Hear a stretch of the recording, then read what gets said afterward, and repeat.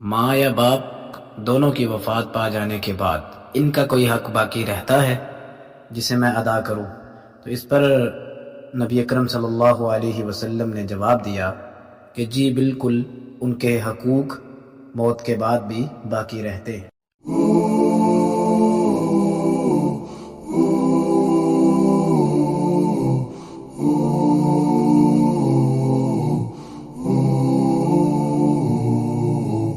الحمدللہ والصلاة والسلام علی رسول اللہ، اما بعد۔ قابل احترام ناظرین سامعین، السلام علیکم ورحمۃ اللہ وبرکاتہ۔ ابو اسید رضی اللہ عنہ ایک واقعے کا ذکر کرتے ہوئے فرماتے ہیں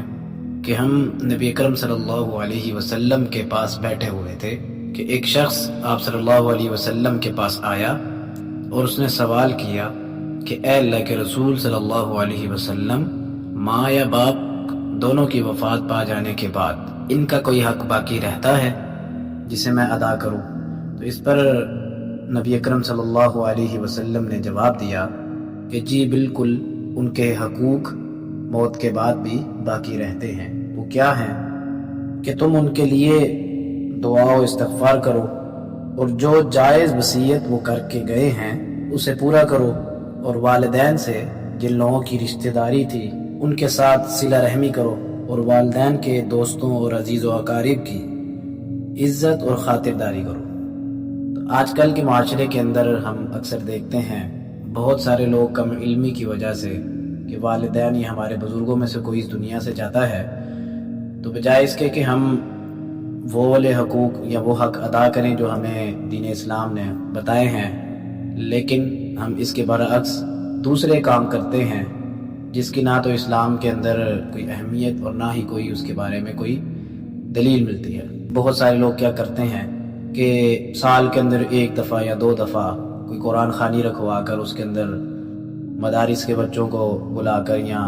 لوگوں کو اکٹھا کر کر قرآن خوانی کروا دیتے ہیں، اس میں دعا کروا دیتے ہیں۔ اصل چیز تو یہ ہے کہ جس شخص کے ساتھ اس بزرگ کا، والدین کا جس کے ساتھ تعلق تھا، وہ کیا حق ادا کر رہا ہے، وہ بذات خود کیا کام کر رہا ہے۔ ہمیں اس چیز کا کیا یقین ہے کہ جو لوگ قرآن پڑھ رہے ہیں یا کوئی ذکر اذکار کر رہے ہیں وہ پوری طرح اس عمل کو صحیح طرح سے کر بھی رہے ہیں کہ نہیں؟ جو شخص خود سے جو عمل کرتا ہے اور اس تعلق کے ساتھ کرتا ہے کہ جس طرح اس کا والدین کے ساتھ تعلق تھا، اس چیز کو ذہن میں رکھتے ہوئے جب وہ عمل کرتا ہے، ایک تو اس عمل کی اس کی اپنی شخصیت کے اوپر ایک بہت زیادہ اس کا اثر ہوتا ہے، اور ساتھ ہی ساتھ اس عمل کے اندر بہت زیادہ گہرا اثر بھی ہوتا ہے۔ تو حدیث میں بتا دیا گیا ہے، سب سے پہلے اللہ کے نبی علیہ الصلوۃ والسلام نے فرمایا کہ تم ان کے لیے دعا کرو اور استغفار کرو کہ اگر کوئی ان سے کوئی دنیاوی زندگی کے اندر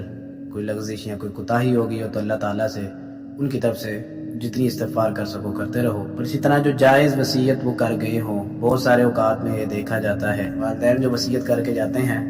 تو اولادیں اس وصیت پر عمل نہیں کرتے، قرآن و سنت کے مطابق بھی جو اللہ تعالیٰ کے احکامات ہیں وصیت کے متعلق ان کے مطابق بھی فیصلے نہیں کرتے۔ اور اسی طرح کہ جن رشتہ داروں کے ساتھ والدین کا تعلق تھا ان کو نبھایا جائے، اور جو والدین کے عزیز و اقارب یا دوست و اقارب جو لوگ تھے ان کے ساتھ بھی تعلق رکھا جائے۔ عموماً یہ دیکھا جاتا ہے کہ والدین کی وفات کے بعد اولاد اکثر